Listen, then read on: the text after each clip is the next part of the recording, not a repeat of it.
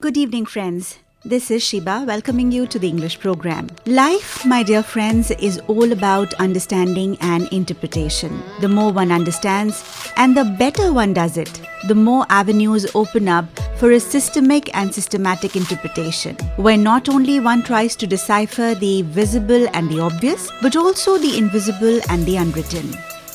The portal proffers philosophy, truth, feelings, divinity, and a series of never-ending infinity viewed through the prismatic lens of science, literature, culture, and the arts. Professor Prashant Shukla, Associate Professor, Department of Philosophy, University of Lucknow, tells us more about decoding symbolism.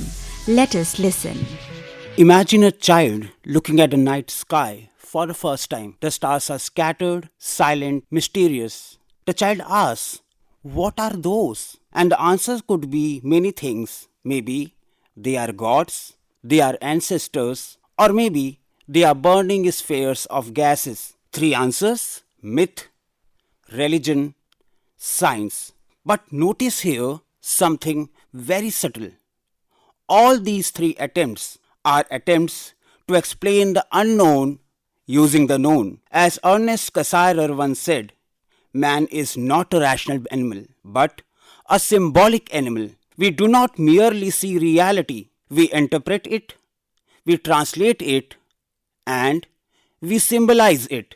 Every time we confront something unfamiliar, death, cosmos, consciousness, we reach into our existing world of meanings and say, this is like that. That analogy is the birthplace of knowledge. Let me take you into the world of ancient storytelling. We use separate entity references. In the tales of Panchatantra, Jatak tales, and Aesop fables, animals speak. A lion rules, a fox deceives, a tortoise hesitates. Now, we all know animals don't speak. So why we use them? Maybe because sometimes truth is too sharp to be spoken directly. As Aristotle observed, quote unquote, the aim of art is to represent not the outward appearances of things, but their inward significance. The lion is not a lion, it is power. The fox is not a fox, it is the symbol of cunningness. These stories are not childish, they are compressed philosophies of life. Symbolism is not decorative, it is necessary, it is mandatory. Let us understand why. First, our minds have limits. You cannot directly grasp infinity, so you imagine an endless sky. Second, teaching needs simplicity. A moral principle is an abstract principle. A story makes it memorable. And third, society demands subtlety. Criticizing a king openly may cost your life, but a story about a foolish lion, well, it is safe. And finally, some experiences cannot be explained. They can only be evoked. As Wittgenstein famously said, quote unquote, where one cannot speak, thereof one must be silent.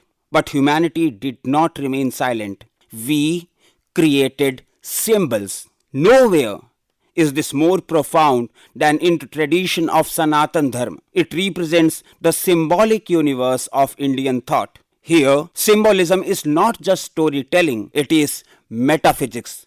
Tattva-mīmānsa. The lotus grows in mud, yet remains untouched. It becomes a symbol of purity. The dance of Shiva is not just art, it is the rhythm of creation and destruction. Hanuman is not merely a character, he is devotion embodied. In this tradition, reality itself is symbolic. The word itself is Nama-Rupa, name and form, a manifestation of the deeper, unnameable truth, what we prefer to call as the Brahman. As Upanishad declare, that which cannot be spoken by speech, but by which speech is spoken. This is not ignorance. This is not ajnana or avidya. This is philosophical sophistication. We often think myth is equal to false and science is equal to true. But this is a misunderstanding, a misnomer. Myth is a symbolic truth. Science is an empirical truth. Both are ways of knowing. When Albert Einstein said, imagination is more important than knowledge, he was not rejecting science. He was acknowledging that even science begins in some kind of imagination. An equation is also a symbol. A model is also a metaphor. The difference is not presence of symbolism, but the precision. Let me use a simple analogy. Imagine knowledge as a bridge. On one side, there is known, and on the other, there is the unknown. What connects them? Not facts, not data, but symbols. Symbols are the bridge we walk on when we move from ignorance to understanding. In a world dominated by data and algorithms, we often forget the deeper language of meaning. We know how things work, but we struggle to understand why they matter. Symbolism restores that dimension. It connects science with meaning, logic with emotion, and knowledge with wisdom. Without symbolism, knowledge becomes mechanical. With symbolism, knowledge becomes humane. So let us return to that child under the night sky. The stars are still there, silent, mysterious. But now we understand something profound. Every explanation we give, whether mythological, religious, or scientific, is a symbol gesture towards truth. Not the truth itself, but a doorway to truth. And perhaps the real question is, what are the stars? But how do we make sense of wonder? Because in the end, we do not just live in the physical universe, we live in a universe of symbols. Pratik Jagat, a powerful and fitting way to conclude, is the profoundest stroke from the Taittiriya Upanishad. It says, Yato vacho nirvatante aprapya manchasah anandam brahmano vidyanam na vibheti kutaschana. It means, from which word returns, along with the mind, unable to grasp it, one who knows that bliss of Brahman fears nothing whatsoever. There is a point where language stops, where even thought cannot reach, and yet humanity has always tried, through myths, through symbols, and through science, to touch that ineffable truth, yato vacho nirvatante, which means perhaps symbolism is not a weakness of knowledge, but its deepest strength, because it allows to gesture towards what cannot be fully said. And that is why Panchatantra, Hitopdesh, Jatakathaएं provide us the symbol, the Pratik Shastra, by which we try to comprehend reality, not fully, but through a proper medium, what we call as symbol or the Pratik. Thank you. I hope you enjoyed this talk by Professor Prashant Shukla on symbolism, where you were invited to open up your mind and your heart, appreciate the unknown with a blooming imagination, and bow your head in reverence to what eludes understanding. This, if nothing else, shall help towards the maturation of an instinct that stays childlike and becomes a partaker of the wondrous pleasures that life has to offer, enduring pains at the same time that remain beyond you, with an anchor that stays rooted in the beauty of the symbolism that life itself is. With the promise of meeting you next Friday with a new topic, Sheeba says Namaskar.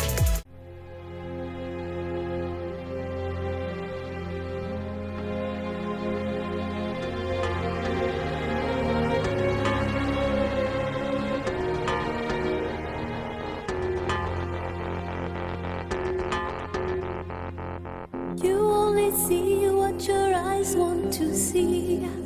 How can life be what you want it to be? You're frozen when your heart's not open.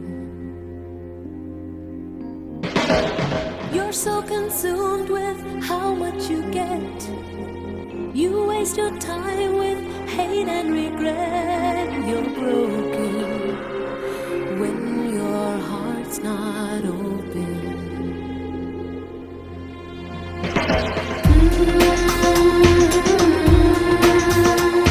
If I could melt your heart, we'd never be apart.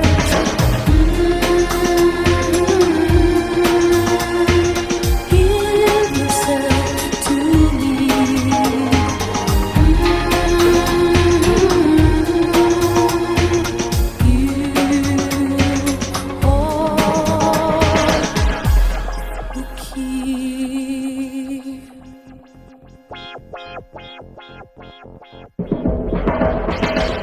Now there's no point in placing the blame, and you should know I suffer the same. If I lose you, my heart will be broken.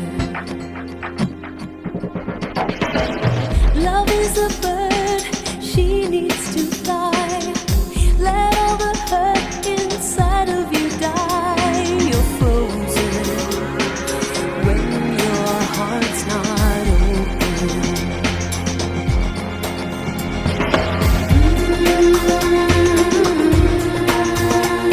If I could melt your heart, we'd never be apart.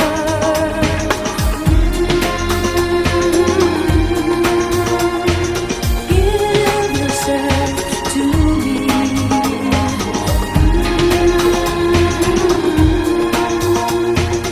You hold the key.